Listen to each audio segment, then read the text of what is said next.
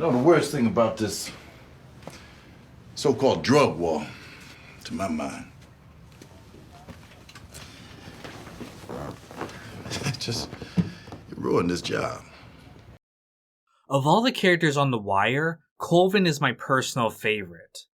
The show is full of people doing whatever it takes to serve their own interests, including our quote-unquote heroes like McNulty.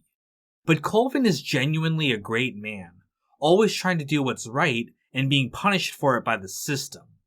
But even though his story can at times feel like a warning that no good deed goes unpunished, I believe it's really about how we as a society can help each other.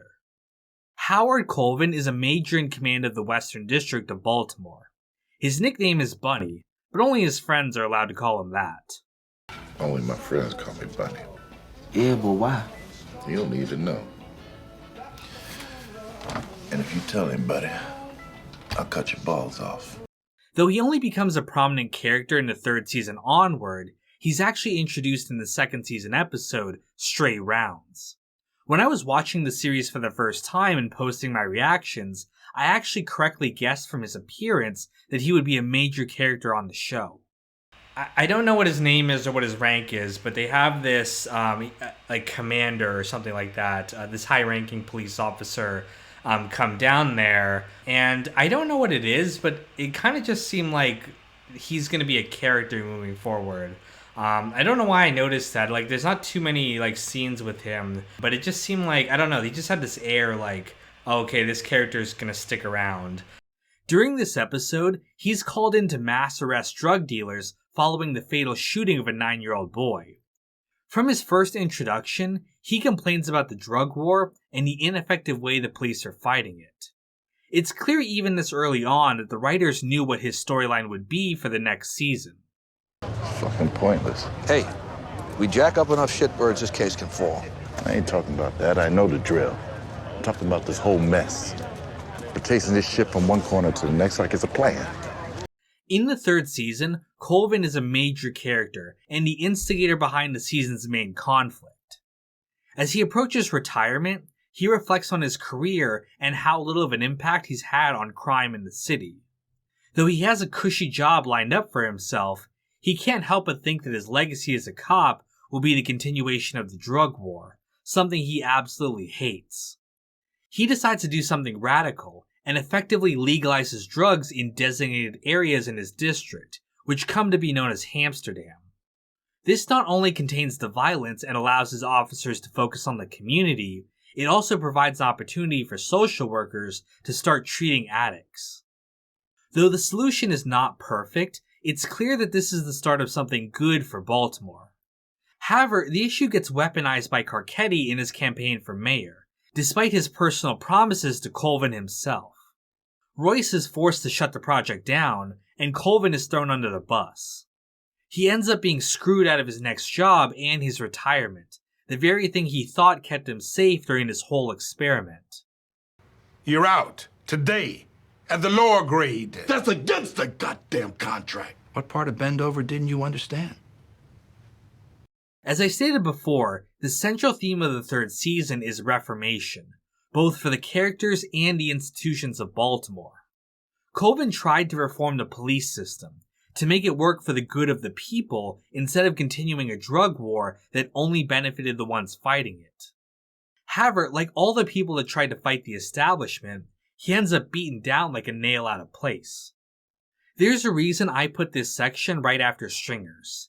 There are many parallels between the two men. Stringer even says the reason he chose to give his information to Colvin specifically is because of Amsterdam. That's because you was behind that. That made me come to you with this. Look like you and me both trying to make sense of this game. Both men tried to change the systems around them, and in both cases, it ends up being their downfall. In fact, Stringer's last line before he dies is the same line Colvin says right before he's fired from the police. Well, get on with it, motherfucker.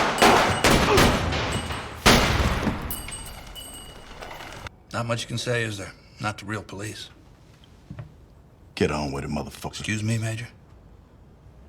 Both men also have an impact on their worlds even after they're gone. Right before he's killed, Stringer rats out Avon, effectively destroying their organization in an attempt to save his own dream. In Colvin's case, however, it's a positive effect. Right before the shit hits the fan with Amsterdam, Colvin delivers a speech to Carver about the drug war and what it really means to be a police. This drug thing, this ain't police work. No, it ain't. I mentioned before that this speech is one of the most important in the entire series. Not only is it a strong critique of the drug war, something David Simon was passionate about, it's also a wake-up call for Carver. Though certainly not the worst cop in the series, in the early seasons, Carver was not really concerned with the community, only in advancing his own career. However, after getting this talk from Colvin, he completely changes his outlook. In the 4th and 5th seasons, Carver is active in the community, knowing the people, and in turn being a better cop because of it. I don't need to chase these fucking knuckleheads, I know half of them. Shit, I know where they hang. Also, unlike Stringer, Colvin gets another chance at change. In the 4th season, Colvin joins an academic study that's trying to solve the institutional problems of the school system. Just like before, he tries to go against the status quo and actually address the needs of the corner kids. He's able to do this because he understands the community and the realities of their world. I expect them to be students. But it's not about you or us, or the test or the system. It's what they expected themselves. His new curriculum ends up making a difference in some of these kids' lives, and improves the classroom these kids were wrecking. However, just like before, the system isn't interested in actual change. They're only concerned with appearing as though they're doing their jobs, and Colvin's methods, while effective, don't send the right message politically. They end up shutting his program down, and he laments that no matter what he does, he can never affect any real change in the city. Seems like every time I put my mouth in this town, I'm telling people something they don't want to know. This storyline is of course inspired by Ed Burns' experience with the school systems of Baltimore.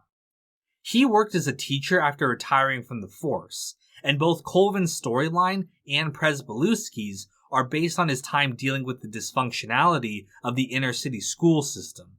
I've been here before. Wherever you go, there you are. However, despite all of this, Colvin does manage to make one small difference. After recognizing the good in Name and Bryce, he's able to convince Weebay to allow him to adopt him. He does this by talking to him as a human being, and demonstrating that despite being on opposite ends of the law, he is aware that they are effectively the same, just like pieces on a chessboard.